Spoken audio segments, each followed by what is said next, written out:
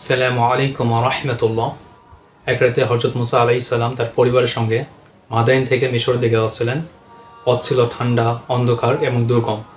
হঠাৎ তিনি একটি আগুন দেখতে পেলেন এবং তার পরিবারকে বললেন, ইন্নী আনাস্তু নারান লাআল্লী আতিকুম মিনহা বিকবাসিন। তিনি তার পরিবারকে বললেন, আমি আগুন দেখতে পেয়েছি এবং হয়তো আমি সেখান থেকে কিছু আগুন তোমাদের জন্য আনতে পারবো। আও আজিদু আলান নারি হুদা, অথবা আগুনের কাছে কোনো পথ নির্দেশ পাবো। এরপর যখন হযরত মুসা আলাইহিস সালাম আগুনের কাছে গেলেন, তার সাথে একটি বিস্ময়কর ঘটনা ঘটল। আল্লাহ সুবহানাহু ওয়া তাআলা তাকে সম্বোধন করে বললেন, ইন্নী আনা রাব্বুক, নিশ্চয় আমি তোমার রব। ফাখলানা আলাইক, তুমি তোমার জুতো খুলে ফেলো। ইন্নাকা বিওয়াদিল মুকদ্দাসি তুওয়া, নিশ্চয় তুমি পবিত্র উপত্যকায় রয়েছো।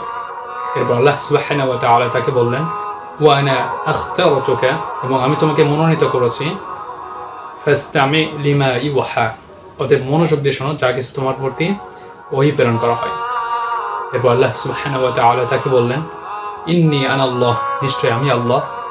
লা ইলাহা ইল্লা আনা, আমি ব্যতীত কোনো ইলাহ নেই। ফা'বুদনি, অতএব আমার ইবাদত করো।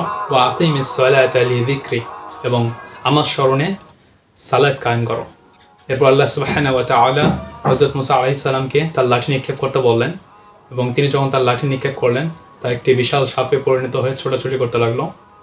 এরপর আল্লাহ সুবহানাহু ওয়া তাআলা তাকে বললেন, খুযহা ওয়া লা তাখাফ, উঠাও, ভয় করিও না। সানুঈদুহা সিরাতাহাল উলা, অবশ্যই আমি এটাকে পূর্বের অবস্থায় ফিরে দেব। এভাবে আল্লাহ সুবহানাহু ওয়া তাআলা হযরত মুসা আলাইহিস সালামকে নবুয়ত দান করলেন এবং ফিরআউনের কাছে সত্যের বার্তা পৌঁছানোর মাধ্যম বানালেন।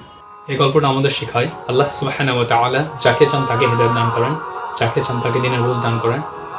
এজন্য আমরা যে কথাগুলো শুনলাম, আল্লাহ সুবহানাহু ওয়া তাআলা আমাদের এই কথাগুলো জেনে এটার উপর আমল করার জন্য তৌফিক দান করুন।